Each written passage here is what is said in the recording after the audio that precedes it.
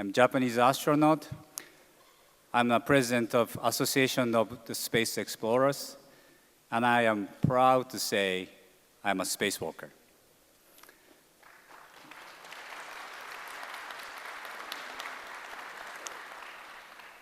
I am very honored to serve as the moderator of this spacewalking session, the ultimate space experience. This is a joint session with our association of Space Explorers, and IAF. And I have a couple of helpers with me who's sitting in the front row.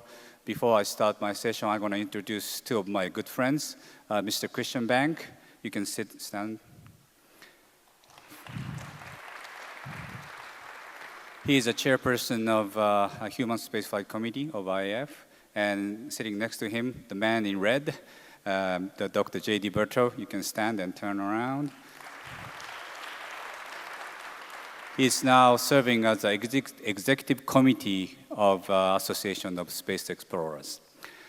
And before I start the session, anybody wants to ask questions or comments, you can refer to the women in orange shirts. You can raise your hand, the woman in orange.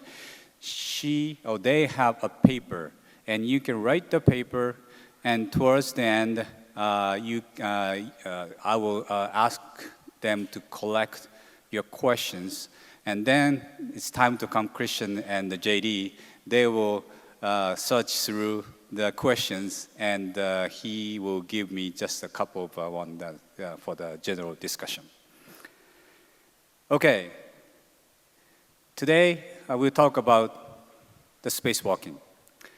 Ever since Alexei Leonov made his first spacewalk, that was March 18th, 1965, astronauts and cosmonauts had a chance to go outside the spacecraft and did this marvelous experience over 700 times. Each spacewalk we have to face with difficulties, but we managed to complete the task, assemble the space station, do the interesting experiments outside, and sometimes fix the spaceship. Beyond the technical achievement, spacewalking has profound influence on social and economic side. These days, men and women in the spacesuit, you can see that in every walk of life. This morning, we are very fortunate to invite a few of the astronauts who has enjoyed this unique experience. They will share their experience, and also we will discuss the future of the spacewalking. Without further ado, I would like to introduce the speakers one by one. The very first speaker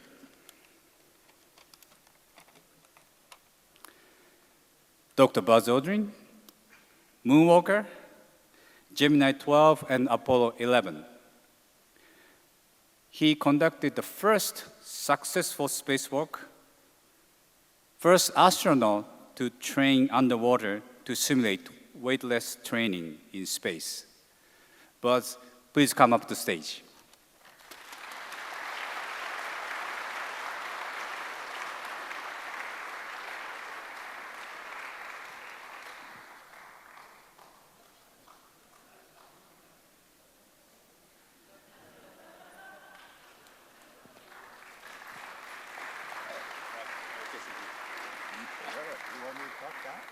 Just quick. Yeah. No rush. Okay.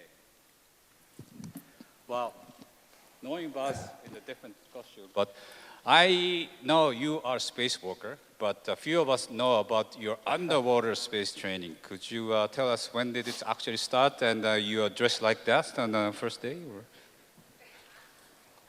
Well, this is what you call a dual personality.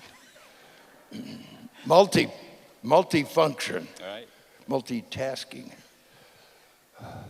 I was extremely proud to have the position of being the first space floater. You know, I'm always trying to rename something to a more appropriate. Spacewalking. I don't know how that got started, but it's really much better to be space floating. And my condolences, my regrets to not seeing Alexei here. And I have another sad note. I received word this morning that George Miller passed away a day or two ago. He was the director of manned spaceflight for NASA for many years, and he and I were charter members of the Sea Space Symposium. A very delightful person, and I was very happy that within the last month I had the chance to visit him in California. The whole idea of a neutral buoyancy to simulate the flowing gravity-free, and it's not gravity-free, we wouldn't stay in orbit if it weren't for the gravity of the Earth, but we happen to fool it and stay in orbit. To me, I think that this is one of the great breakthroughs in advancing training. And I think one of the great breakthroughs in the Apollo program was the Lunar Orbit Rendezvous introduced by John Hubble. It's that kind of innovation that causes me to be in sort of a scuba suit that added tremendously to our training, and other innovations that I think we welcome from the the younger generation. And just that's your objective, to come up with doing things better than us old guys. Anyway. Okay, great, thank you. I think the spacewalking comes from the fact that you actually walked on the moon, by the way. No, it came well before that. Okay. Alexei Okay. didn't ever walk on the moon, No, did he flew. No? Okay. I got your point. Thank you. I'll talk to you later. Thank you. Okay. Another applause.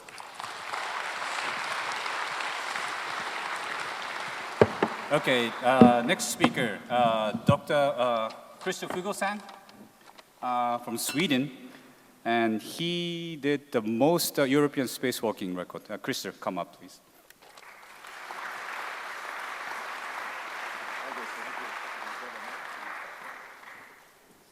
And Christer and I were the same NASA astronaut training class in 1996. And we were happy to have a classmate here. And Christer, you are not just the first Swedish to go out to space, but you have the most EVA record as a European. Tell us about your impact to the young generation in Sweden or overall European, please. Don't distract by the person on the left side.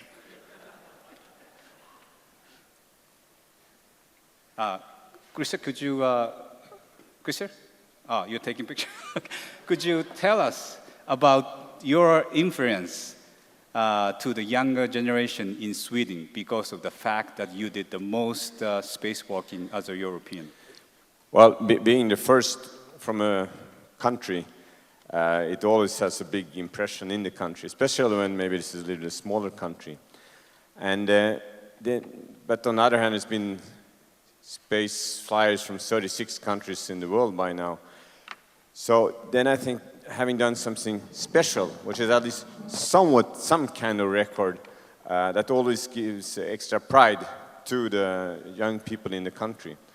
And I did my spacewalks with NASA, and it was live on TV through NASA Select, and many people have told me how they was watching this during night live and following the events. So I think it gives an extra impression, not only been to space, but even done some spacewalks, which helps them to inspire and maybe aspire to study more and to be able to reach the stars in some way in the future.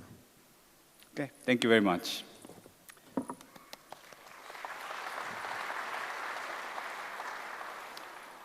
Okay, the next panelist to come up on stage is Mr. Michael Lopez Alegria from USA, retired Navy, and he holds the US record for the number of EVA. I think you did like 10 EVA so far, over 70 hours. Welcome to the program.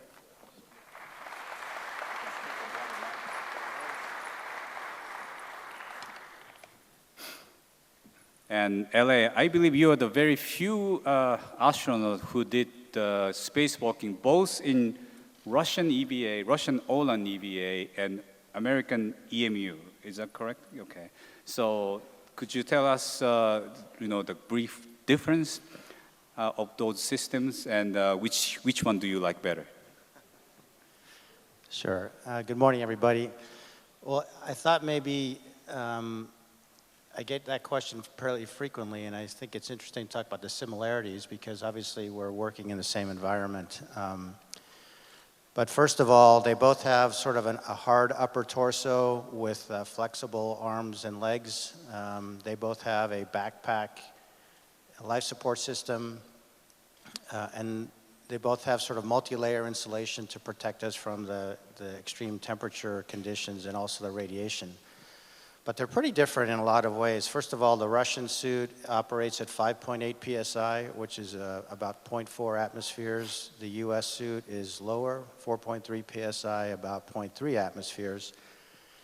And there are advantages and disadvantages to each of those. The advantage to the lower pressure, obviously, is you have better mobility because you're not having to overcome the stiffness in the suit.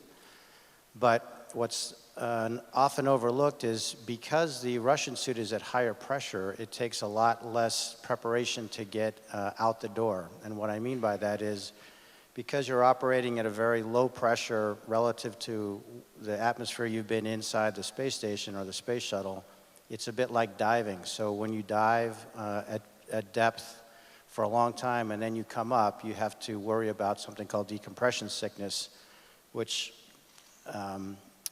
colloquially speaking is a nitrogen coming out of solution in your blood and forming bubbles, which is bad.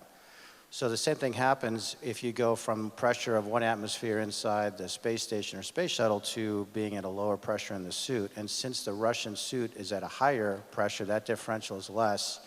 So they can basically literally hop in, start a short pre-breathe, and go out the door much more quickly.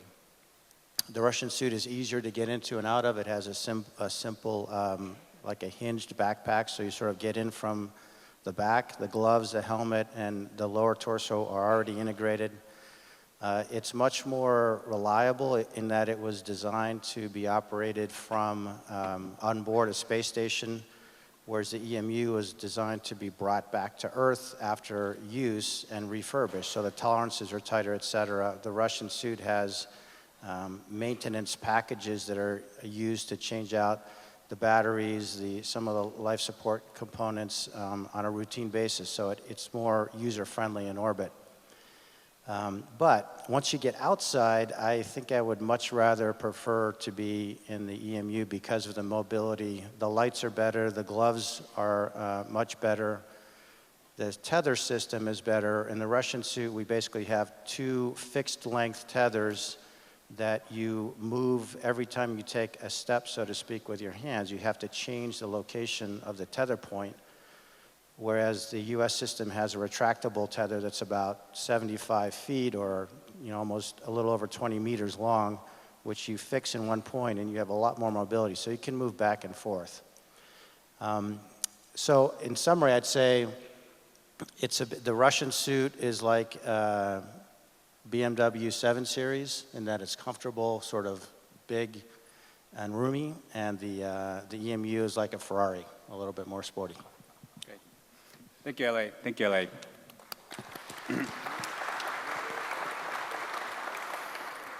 Okay, the last but not least, I saved the best for the last. The speaker, my beautiful and lovely colleague, Sanita Williams, come up to the stage.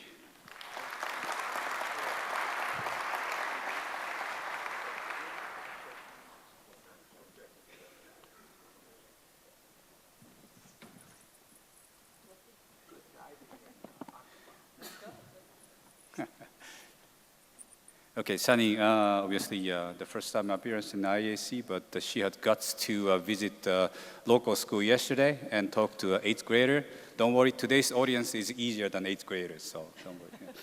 And she has the world record as a female astronaut of EVA, over 50 hours of EVA. And yesterday we had Women in Space breakfast, but could you tell us about your motivational and educational impact to young female students who wants to reach for the stars? Thank you very much, Soichi. And first of all, I would just say, why not? You know, there's really not that much difference between Buzz, Krister, LA, Soichi, and myself. When it comes to anything that has to do with space, because really the thing that I tell usually most women students is the spacesuit doesn't know if you're a girl or a guy, the spacecraft doesn't know if you're a girl or a guy, but the first element there is to know what you're up against and make sure that you're competent in doing the task that's requested of you, and then just be confident in what you're going to do when you get out there. I had the pleasure of doing 7 spacewalks with some very experienced folks, LA first of all, and Bob Kirby, and then I got to be EV1 with Aki Hoshidi. And of course, when you're EV1, the first guy, you're a little bit more nervous because you sort of feel like you're in charge and you're the adult supervision, and I really never considered myself the adult supervision. But you know what you're responsible for, and you're responsible for the other guy, and just have the confidence because you have the training and the background to go out there and do it. So I don't see that there's any boundaries for men or women in this field, and I'm looking forward to seeing more women participating in space travel and spacewalking. Thank you, Sunny. Okay, just allow me to sit down on the stage and we start the kind of group discussion. Okay, the very first topic, actually I used my question, and I give them a homework. What was your most memorable moment of 50 years of EVA?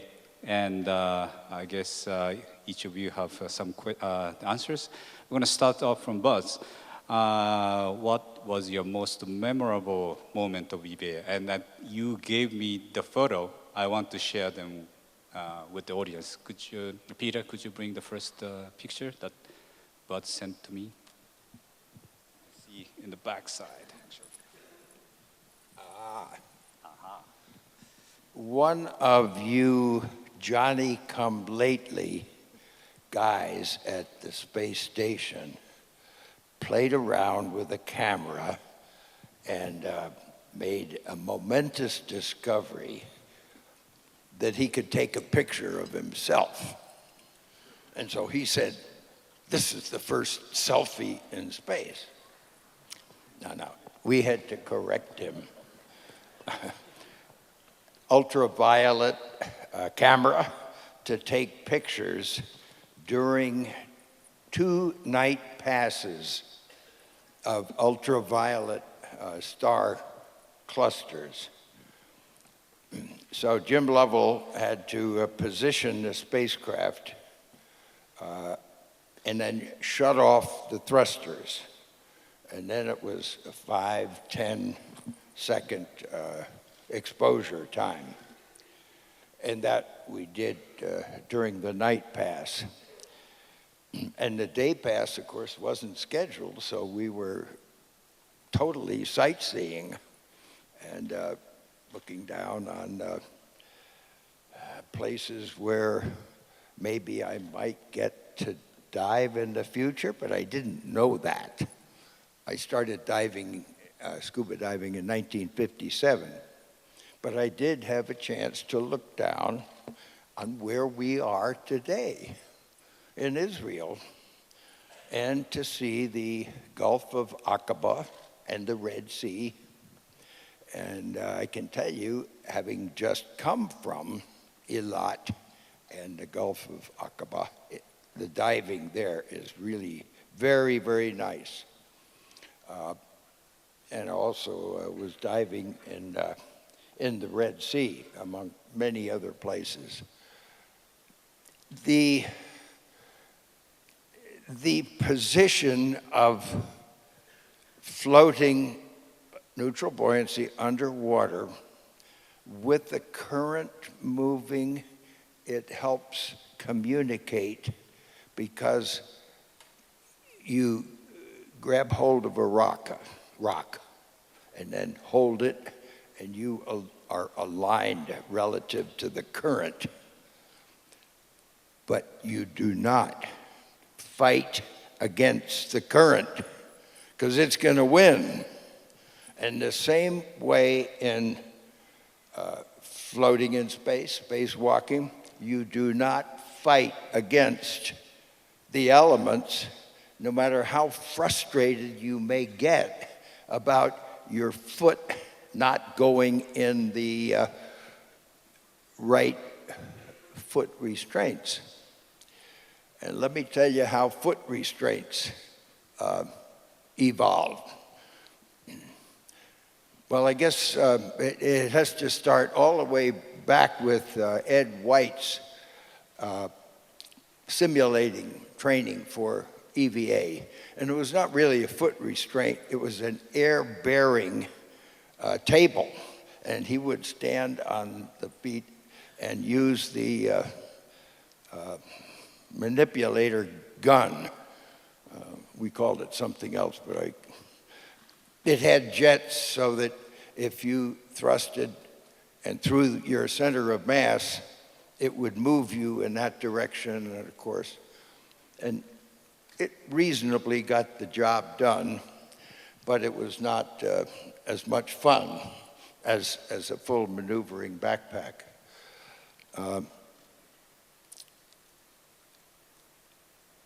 That was one of the EVAs on Gemini 12. The other one was to go up to the front. And before going up to the front, I believed I installed a handrail that went from the hatch up to the front so that I could use it. Of course, I did have a chest pack that conditioned the oxygen going into my suit and the radio communications. I know we didn't have water-cooled suits back then. But I did demonstrate the use of waist tethers up there on the front of the other spacecraft that we were docked with. The Gemini spacecraft docked with the Agena upper stage. And of course, the Agena had a pretty good engine, and it could propel you up to higher altitudes, not during EVA, of course. Unfortunately, our engine didn't work, so we didn't get to set another altitude record. Speaking of records, how many of you guys have been down to see the Titanic? Out there? Nobody. Well, it was not scuba, but it was in a French yellow submarine. And it was one of my proud moments. Bob Ballard, the great underwater czar, after Jacques Cousteau retired, the oceans belonged to Bob Ballard, and he could tell all of us what we could do and what we couldn't do in the ocean. I think Sylvia Earle may be taking over that position. I don't think these guys know much about diving, do you? Okay. The third EVA was to go back in the adapter. And of course, the astronaut maneuvering unit was not there because the lack of success in the spacewalking, floating in the Gemini program was not sufficiently successful to give NASA the confidence that they wanted to have a rather challenging and difficult EVA on the last mission. So that was one of my big mistakes of not being able to convince headquarters that task of getting the unit ready to be connected and back into and then cut loose and maneuver around like George Clooney in the movie Gravity. One thing that I want to remark on here, well, two maybe. One is the use of a tether when you have a maneuvering unit. All of us who were familiar with the maneuvering unit agreed we did not want a tether, 100 feet tether, because you're not going to be at 100 feet all the time. You're going to be in close, and that tether is going to be just snaking all around. And there happened to be two valves down here that you couldn't see, and if you pulled up on those two valves, you shut off your fuel supply. And sure enough, that tether was going to get wrapped around and shut off your fuel supply. Okay. Okay. Well, thank you, Buzz. Appreciate it. Yeah. And I can talk later I about know. foot restraints. yeah, you can take a rest, and maybe Christian can give us another thought. Yeah, I want to mention actually two very memorable moments for me related to EVA. And the first one is actually the very first memory I have of any space activity. I was on my 8th birthday, and I was watching the news on the TV, and it was actually the very first spacewalk ever by Leonov. So that's kind of, maybe got me on the track to eventually want to go there myself. My most remember, that's a difficult word.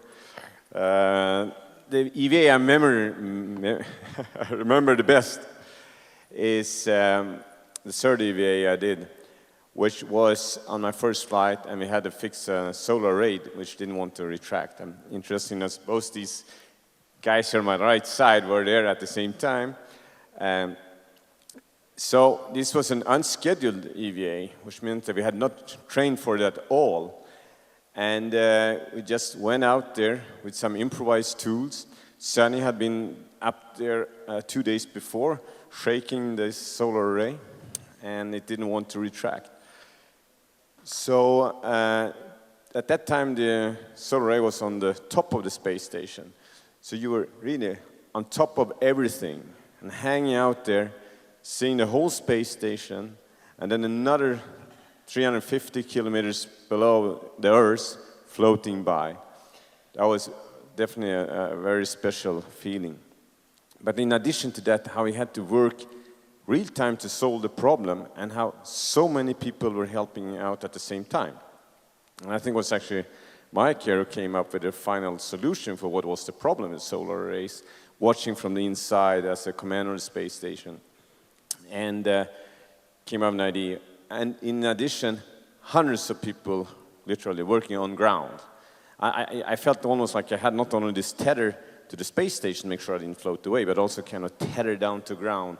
We worked together as one big team.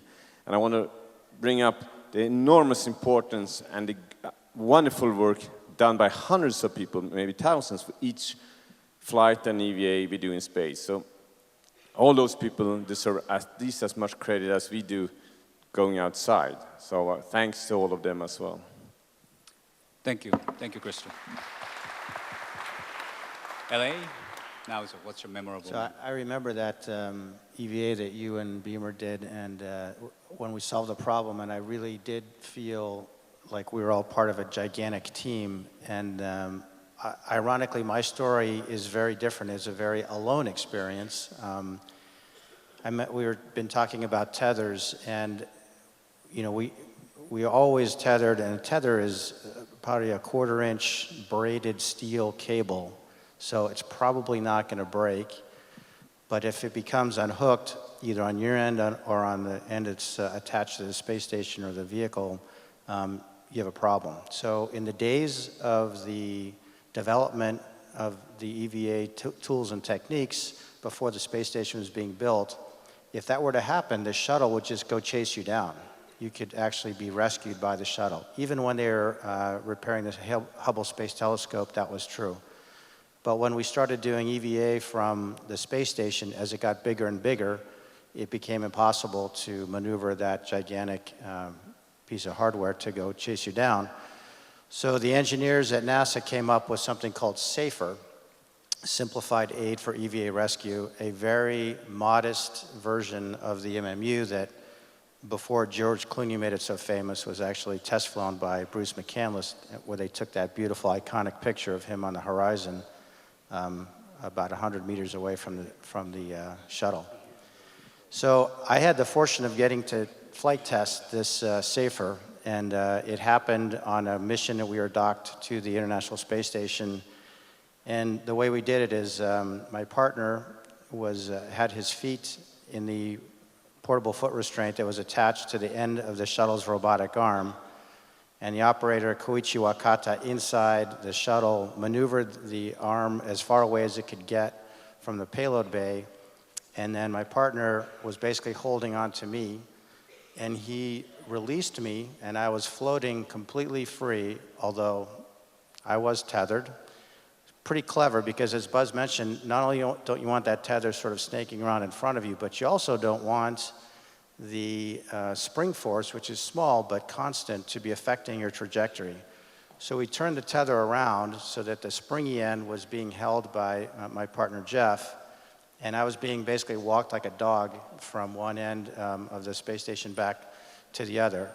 But that moment where he released me, like Christopher said, I felt like I was above looking down. We just happened to be coming over Central America from southwest to northeast with the sun at about 10 o'clock local time. And the Caribbean is an unbelievable palette of colors. And to be in that orientation, feeling completely free, a human satellite looking at those colors, was unbelievable. Well, thank you very much. Sunny? I think the first time of anything, and I think a lot of you can relate, is probably the best time, right? The first time is the most memorable. So my very first spacewalk, the one that Christopher was mentioning that was 2 days before his, we had this solar array that wouldn't work quite right. So at the end of our EVA, they said, hey, why don't you go up and take a look at it? And Beamer, Bob Kerbeam, said, Sonny, your later EVAs are going to go there, so why don't you go first? And I'm like, oh, okay. And remember, this is my first spacewalk, and we start going up, and you couldn't help forget that feeling that you're climbing up a skyscraper. And all of a sudden, for no good reason, my heart's beating like really hard. I'm like, why am I nervous? Why am I nervous? And I had to sort of close my eyes for a minute and remember or think about being in the pool and training in the neutral buoyancy lab, and just sort of turn myself around and go, I'm just going sideways, I'm not going up. But we continued up all the way to the solar array, and we were actually shaking it to try to get this solar array to essentially fold back up like a map. But the ground wanted to watch us do this, because this, again, wasn't something that we had planned. And so then when it became night, they couldn't see what we were doing, so they said, well, just hang out there, don't do anything, sort of like Buzz, you were talking about at night, just look around.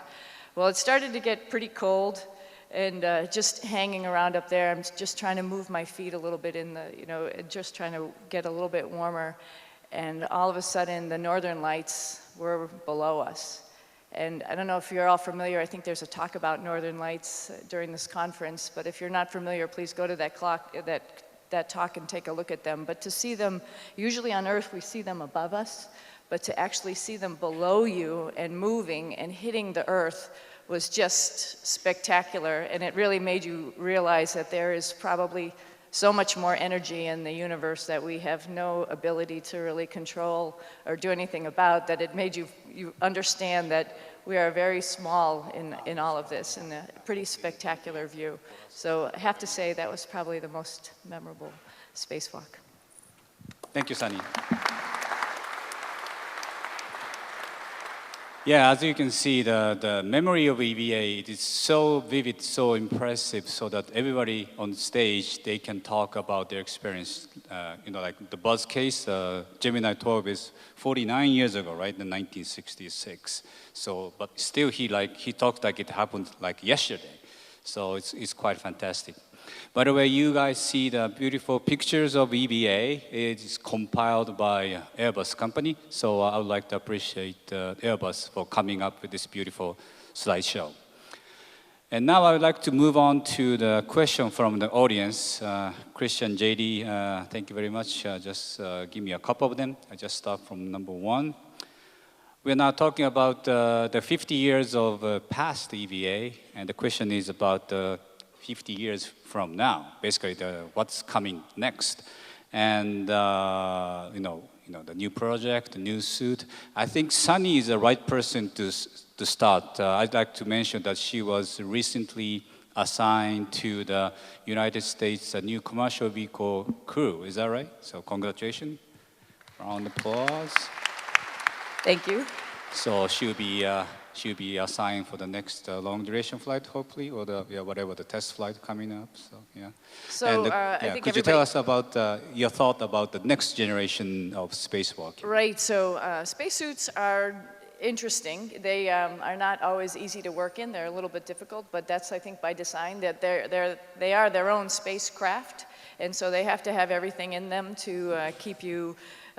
Be able to breathe and get rid of your CO2 as well as cool you and make sure you're warm enough. And there's a lot that goes into them. And more recently, as part of Commercial Crew, we've had the ability to go see what other people are thinking out there. SpaceX is designing their own spacesuit. Boeing is working with David Clark for a new spacesuit for their vehicle. And just like LA mentioned the differences between the US and the Russian suit, everybody has a different way to solve the same problem. And I think one of the big things that we're going toward is a little more mobility in the spacesuit and a little lighter, and that we're really able to take advantage of the technology of the last 50 years and understand where we've come from and add on to think about where we might go. We might be going back to the moon, we might be going on to Mars, and we have to have a suit that we're going to be able to move around in easily to do that. So I think we're looking at lighter weight suits. Maybe not quite the one that Matt Damon was wearing in The Martian, but maybe hopefully something light enough that will allow us to work a little bit easier on some other planet. Wonderful, thank you. And Lele?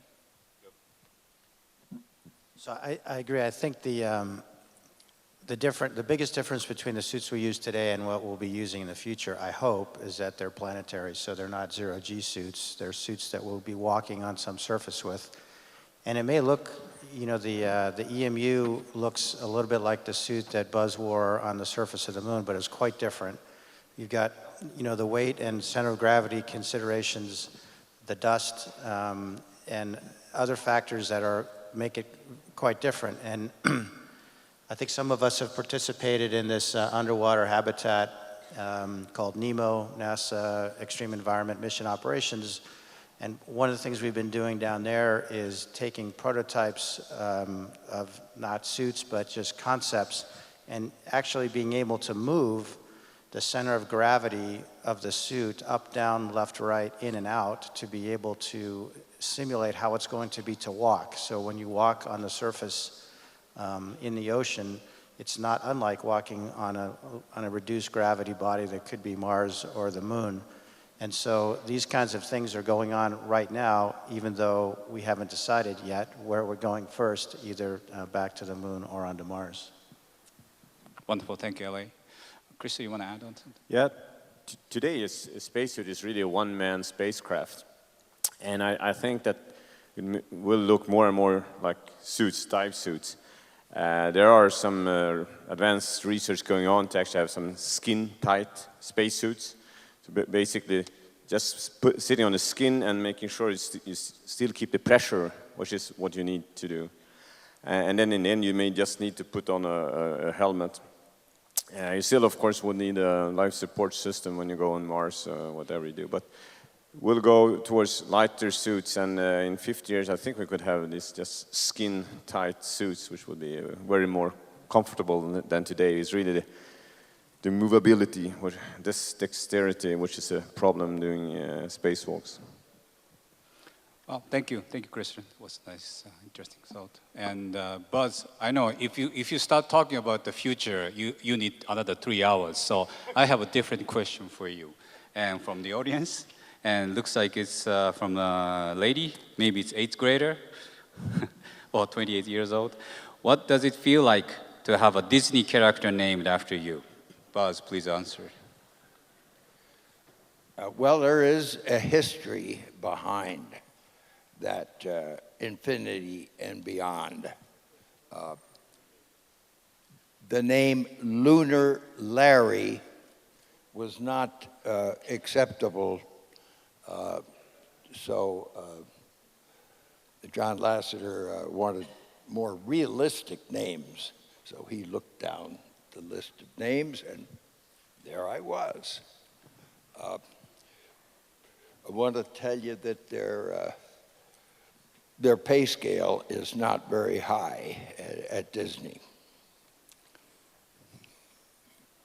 Okay. It is always good to have something differentiating you from the rest of the people. It's individualism, and I'm not trying to strive in any way, just to be different and to be recognized for the individualism that I think you have. I wish there wasn't quite so much individualism in the 24 people that reached the moon. Otherwise, we would get together as a group once a year. We're talking about EVA. Now, a question. When I went out, it was just me. I mean, Lovell was back in there in command of everything. But most of you guys went out with other people. Who went out first?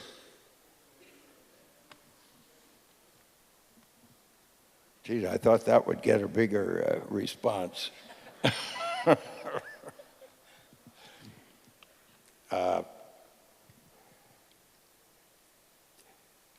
It seems to me that there may have been a Disney character or somewhere that had suction cups that could hold them in a different place.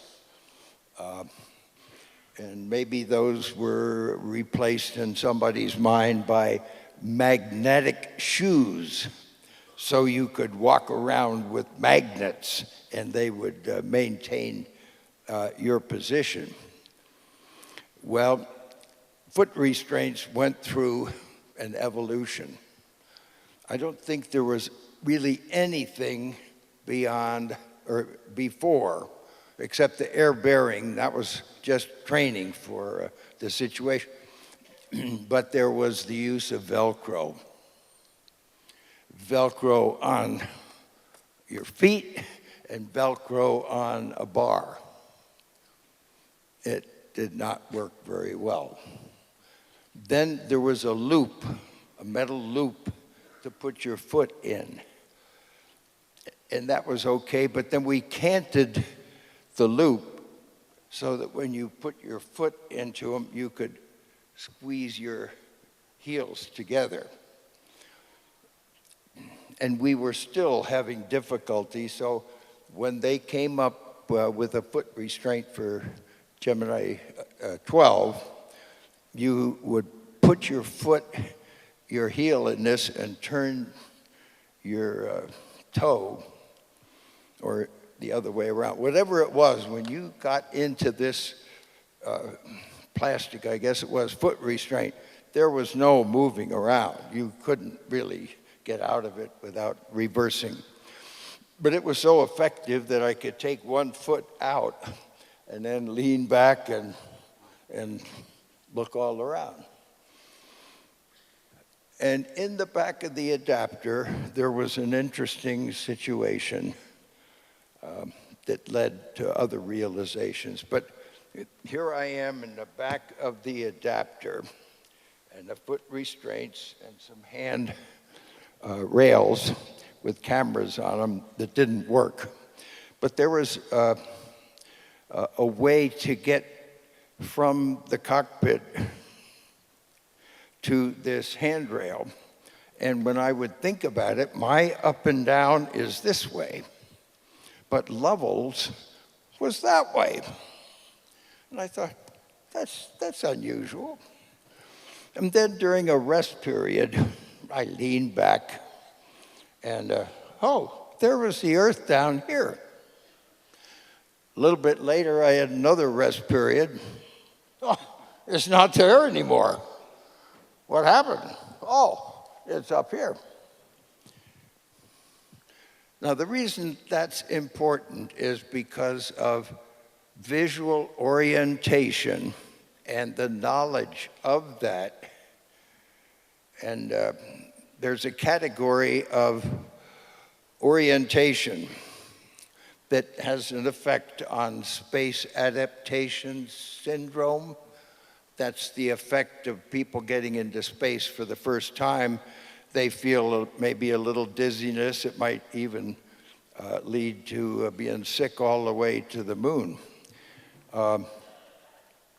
Rusty Schweikert was, his EVA was the best example to that. In the command module, we lay down on the couches with the instrument panel, and the tunnel was sort of this way, pretty much up and down. That was the ceiling. Now in the lunar module, we stood on each side, no seats, and the hatch was behind us and up this way. That was the ceiling. Now with the two ceilings docked together, when you simulate a transfer between the command module to the lunar module, Rusty was going up through the ceiling, and all of a sudden he's coming down through the ceiling. And it was all twisted, about 135 degrees. And that was quite upsetting to his orientation. Now, everybody has a concept of orientation, whether you know it or not. And we can test this with the eye exam. You are either exocentric or egocentric. And most of us engineers, egocentric is us, okay? And my coordinate frame, exocentric, is out there, the rest of the world. And I move around. Now, the outside orientation has a gravity vector. Now, when you remove the gravity vector for the exocentric person, there may be other factors, but he is the person, he or she is the person that is going to, according to Buzz's theory, have more difficulty with space adaptation syndrome early in the flight. And I just happened to ask Rusty the question. years after his flight. I said, Rusty, let's talk about sense of direction. How was your sense of direction on a scale of 1 to 10? 11. He had a great sense of direction, and he also got rather disoriented going up and coming up. That has not much to do with Disney, does it? No, okay. Well, we really enjoyed it. Thank you so much.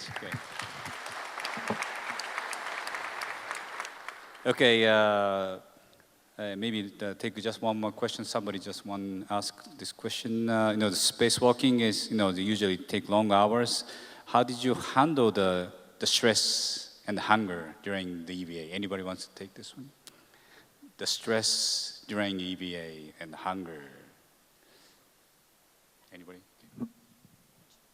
All of us, right? So I had a little methodology. I think everybody does, like if you're going to go for a run or if you're going to do something for a while, you sort of know what you want to eat in the morning and you know how your body's going to react. And so I think that's one of those things to be aware of.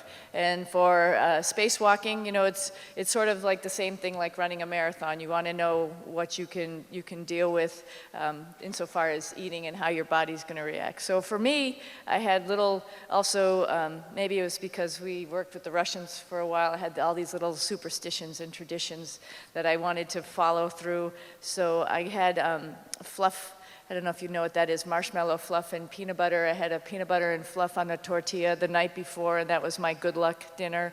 Not very nutritious, but hey, it was just a tradition that I had for every single spacewalk. And then one of those things that hold you for the whole time. The Russians had this wonderful tvorog. It's just sort of like thick cottage cheese with a little sugar and a little nuts, and has a lot of protein in it, and will fill you up. It's actually sort of like cement. And so every morning I would have, EVA morning I had a big bag of this cement, and I knew that wasn't really going to make its way through me, so that's a good thing. And it would provide nutrition for the whole time.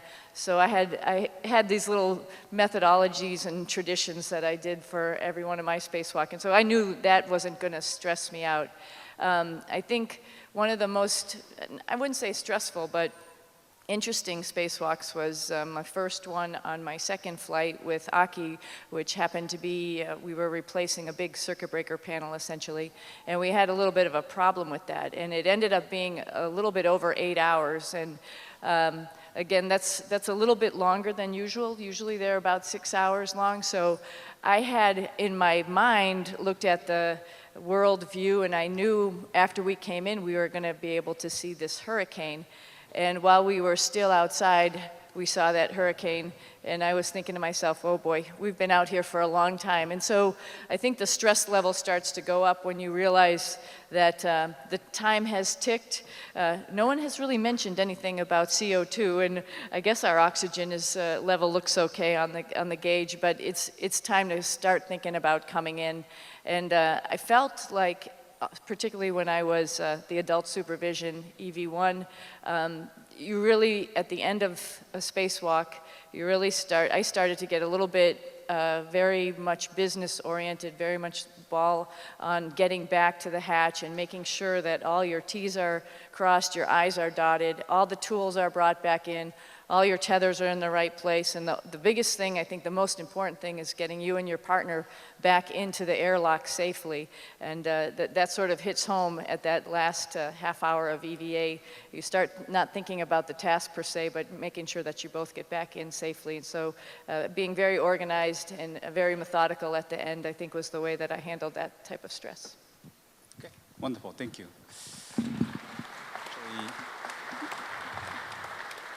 That's wonderful, thank you. And actually, I apologize that our time is quickly running out. And I'm sorry that I didn't take all the questions from you. But now it's time for each of the panelists to say kind of closing remarks. Maybe Sunny, you can start. Thank you. probably heard enough from me. I'm sorry about that. First of all, just sort of to reiterate what I first said when we started out here, you know, the sky isn't the limit for anybody who ever thinks or wants to do any of the work that we've been doing. We've stood on the shoulders of giants like Buzz to be able to build the space station using the space shuttle. I think the program is just continuing on, and it has even brighter horizons with commercial crew being able to provide transportation back to the space station, and then the Orion project moving on. So I'm excited for the next generation. I wish I was 10, 20 years younger and could potentially take that ride on the Orion to see the Earth like Buzz got to see it. But I think the next generation, you're going to get to do that, and I'll be sitting back watching you and excited to see that. Wonderful. Thank you very much. LA, please. So I think my message would be one that you've heard a little bit about before, and that's that this is really teamwork. You know, we go out, you know, Buzz, on Gemini, you went out in singles, but normally we go out in teams of 2, and that's the smallest team. You're always teamed up with somebody either in the vehicle or on the ground that is choreographing the whole thing. Behind them is a huge team of flight controllers, half of whom are focused on which handrail you have to go to next, and the other half is focused on how much CO2 scrubbing capability you have. And this is all in real time. And even before that, the people who developed the suits, the procedures, the tools, we haven't really been able to talk much about the tools, but the things that they put together to build the ISS, just mind-blowing. I mean, I hear stories. I heard Gene Cernan talk about the attempt that he tried to get into his maneuvering unit and all the trouble that they had, and how far we have come since poor Alexei Leonov almost couldn't get back inside his airlock to we do these EVAs now. They're never routine, but the things that we're able to accomplish thanks to all the people on the ground that have been working on this project over the years and years is really phenomenal. So as Sunny said, we now count on passing this legacy on to you folks, the young people in the audience, and hope that whether you're on the tip of the spear, so to speak, outside doing the EVA, or one of the key people that are on the ground making it happen, it's all very important, and it's a wonderful enterprise to be involved with. Wonderful. Thank you. Thank you, LA. Christian? Well, I don't know much to add, but it's actually fascinating. I've had 700 EVAs and never had any at this fatal accident. Been incidents, but no real accident in all these years and all those EVAs, which really talks to how carefully everything's been planned. And that's something which really is for everybody who makes the suits and until the astronauts who really plans and train and thinks through everything very carefully. And that's something which can be learned and brought to everything you do in society. Plan well, think about what you're doing, and things will go well. Thank you, Christopher. Wonderful. Okay, now Buzz, sorry, I only have 1 minute, but it looks pretty hot, so now it's a time to change for the new costume. You can show your new T-shirt. Can I have 30 seconds? Okay, please. I think the interchange between the crewmen and the engineers who are preparing us for EVA is very important. It would be nice if in the neutral buoyancy, the things you're holding on to, if you let go, they would float. But they don't, they sink. But they're gone anyway. So that's okay. Now, the other thing is a maneuvering unit. Now, the AMU, Astronaut Maneuvering Unit, had thrusters, hydrogen peroxide. So that's why the steam coming out, we had to protect the legs with the special suit gear. But the thrust was up and down, and this way, and roll.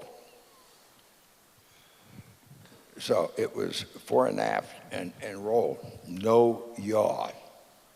So if you're trying to close in on something, you have no control this way. And so their procedure was rolled this way and now up and down. And I said, no. How about just doing this way? And now I got fore and aft, and I got up and down. And they said, wow, we never thought of that. Well, you should think about those things ahead of time. By that time, it was way too late to put the position of the thrusters. But I want to leave everyone here with one small message, and it is, get your ass to Mars. Get your ass to T-shirt before October 19th. Represent, is that the right word? Yeah. Represent.com/buzz. Order a T-shirt. Thank you. All right, thank you. That concludes our session. Thank you very much for your attention, and we will continue the regular program now. Thank you, everybody.